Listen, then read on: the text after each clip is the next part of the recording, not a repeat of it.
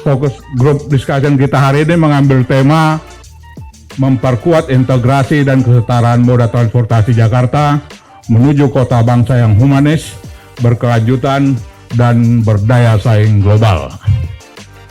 Walaupun secara spesifik kita secara fokus, kita hanya berbicara tentang transportasi, namun hampir meliputi semua dimensi yang ada di negara kita. Dan ini menjadi sangat penting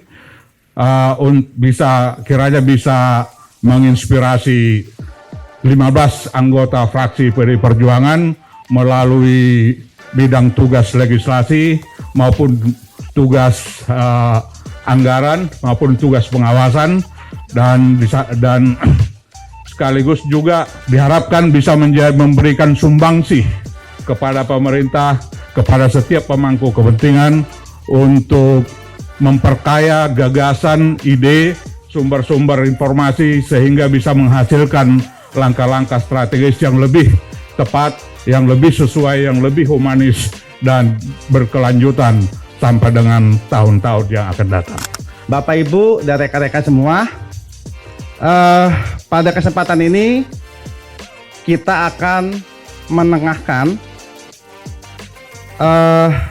tema yaitu memperkuat integrasi dan kesetaraan moda transportasi Jakarta menuju kota bangsa yang humanis, berkelanjutan, dan berdaya saing global.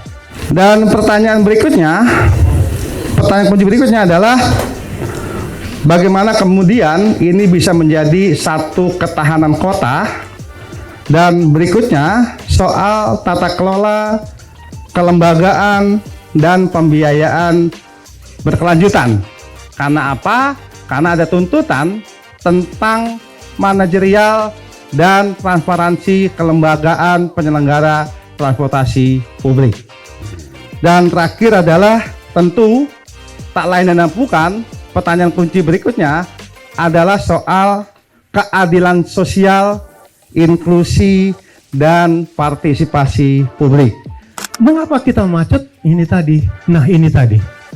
Hampir bisa dikatakan, Pak, seluruh titik persimpangan kita ini poros utara selatan dan utara selatan sama timur barat. Hampir semua titik macetnya Cawang, Pancoran, Kuningan, Semanggi, Tomang, Grogol. Ingat waktu kemarin hujan besar dan Mogot lumpuh karena wilayah Tangerang itu motor semua. Ingat tragedi TB Simatupang ketika ada galian, itu lumpuh karena semua jalan-jalan arteri dari Ciputat Raya, Cilandak, Fatmawati, Margodan Raya, Bogor Raya, semua motor dari wilayah selatan, kota-kota sekitarnya masuk ke sini. Jadi ibaratnya apa? Pola pergerakan itu mengunci. Sementara kapasitas jalan kita sudah level DF, itu udah level kecepatan 20 dan sekitarnya. Ya, dari Pak Gubernur ke depan dan seluruh jajarannya, termasuk bantuan dari PDIP Perjuangan, bagaimana mengadvokasi regulasi yang bisa mendukung tadi push and pull. Nah, ini juga kemarin saya dengar DPRD ada pansus mengenai parkir. Nah, untuk Jakarta, parkir jangan dianggap sebagai PAD, tapi parkir harus dianggap sebagai tools untuk push and pull strategi. Jadi bagaimana kita bisa bekerja sama dengan kabupaten daerah mitra yang lain untuk menyelesaikan park and ride, bisa mungkin anggarannya dari pemerintah Provinsi DKI, lahannya oleh mereka. Nah, sehingga nanti nggak terlalu banyak kendaraan yang masuk ke Jakarta. Kita Jaklingko Indonesia ini baru bisa mengintegrasikan Transjakarta, MRT Jakarta, LRT Jakarta. Tapi belum mengintegrasikan komuter lain Jabodebek, LRT Jabodebek, bahkan kereta cepat. Nah, oleh karena itu ini juga PR, harus dikawal. Ya, harus dikawal, dan insya Allah saya yakin PDIP bisa mengawal itu. Ada program handal yang sudah jalan adalah 15 golongan warga Jakarta gratis naik angkutan umum di Jakarta.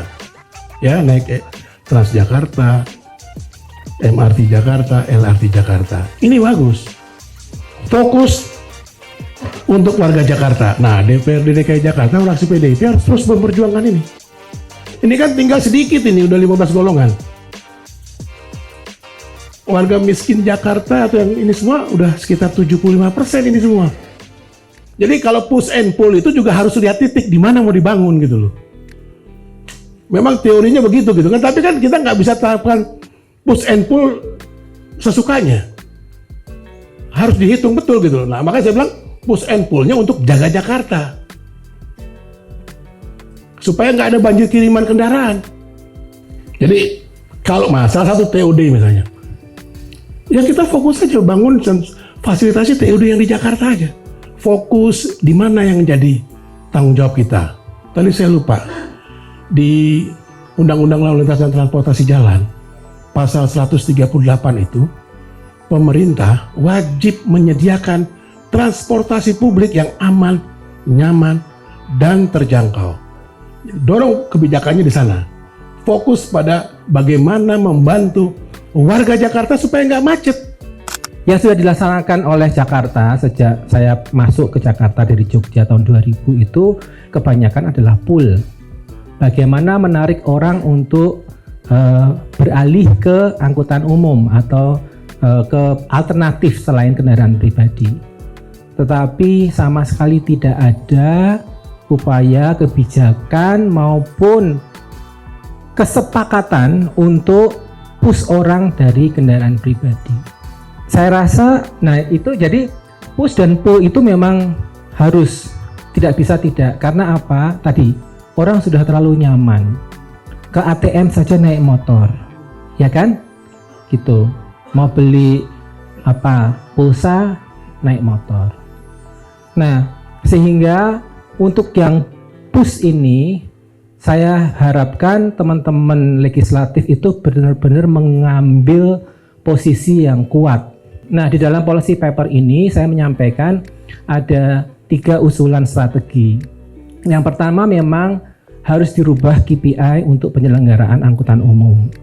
Nah, untuk itu saya mengusulkan di dalam Perda Transportasi itu nanti dibentuk suatu badan penelitian tentang transportasi yang independen. Jadi kalau di London itu ada Transport Research London. Kemudian kalau di Korea ada KOTI, Korean Transport Institute. Nah, Jakarta yang punya resources harus punya itu, Pak. Saya mengusulkan harus tadi disebut ada 3 BUMD ya. Ya sudah jadiin satu aja. Holding transportasi. Jadi kalau ada holding transportasi, jajaran direksinya cuma 1, jajaran dekomnya cuma 1. Lebih efisien, mau mengintegrasikan juga gampang. Itu konkret itu sebetulnya juga sudah saya sampaikan ke Mas Toto, tapi ini resmi kan lebih baik ya. Saya sampaikan ke teman-teman Dewan supaya ini didorong bangun holding transportasi. Jadi dulu saya sama teman-teman rajin kampanye sepeda. Kita bikin tulisan besar, tulisannya tuh besar sekali. Kita dibikin kaos.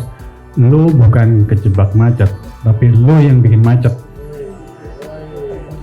Gitu. Jadi ya bukan kita yang naik mobil bukan kejebak macet, memang bikin macet gitu ya. Jadi jangan aneh-aneh lah gitu loh. Ini sekarang intinya udah ada Transum yang aman dan nyaman.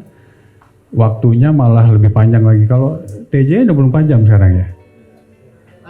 Ada kan? Ada. Ya. Mungkin PR berikutnya buat teman-teman di PDIP terutama yaitu fokus kepada waktu sebenarnya, periodiknya sebenarnya. Jadi begitu banyak masukan, maka PR pertanyaan yang kita harus jawab adalah dalam waktu 4 tahun ke depan sampai dengan 2029 apa yang bisa dilakukan oleh teman-teman dari PDIP ya. Hasil evaluasi tahun ini misalnya dalam 1 tahun ya, kita bisa melihat beberapa program. Saya sudah bikinkan tulisan tapi untuk menghemat waktu ya, supaya kalau nanti ada yang bertanya bisa dijawab. Secara umum misalnya dari segi transportasi ada 2 isu sebenarnya diangkat oleh teman-teman tadi.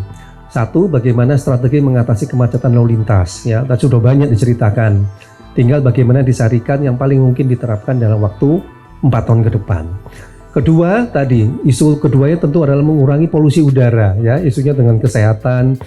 Ketiga yang terakhir, tentu PR berikutnya adalah saya bisa minta teman-teman untuk bersama teman-teman dari PDIP mengawal programnya ya. Kalau hari ini kita mengevaluasi, kemudian kita sepakati 4 tahunnya seperti apa, maka teman-teman dan juga fraksi PDIP mengawal setiap tahun sebagai rapor. Jadi kita punya pertemuan tahunan seperti ini gitu ya, untuk mengevaluasi apa yang kurang, apa yang bisa ditingkatkan, apa yang sudah dicapai, sehingga teman-teman bisa melihat nanti dalam 4-5 tahun ke depan impiannya tadi itu benar-benar bisa tidak terwujud, mengurai kemacetan lalu lintas sekaligus menurunkan polusi udara. Secara textbooknya memang hanya ada 2 strategi, pull strategi dan push strategi. Saya tertarik dengan Mas Nirwono barusan mengelaborasi. Sebetulnya kekurang tajaman Pemprov adalah merumuskan strategi yang layak dieksekusi tahun per tahun. Prioritaskanlah dulu bangun park and ride di 5 titik pintu masuk Jakarta. Kemudian ketika kita mau merumuskan skala prioritas yang visible untuk kita eksekusi, kita harus mulai daripada yang paling mudah kita selesaikan dengan tetap memperhatikan bahwa itu tidak mengganggu segmen masyarakat berpenghasilan rendah.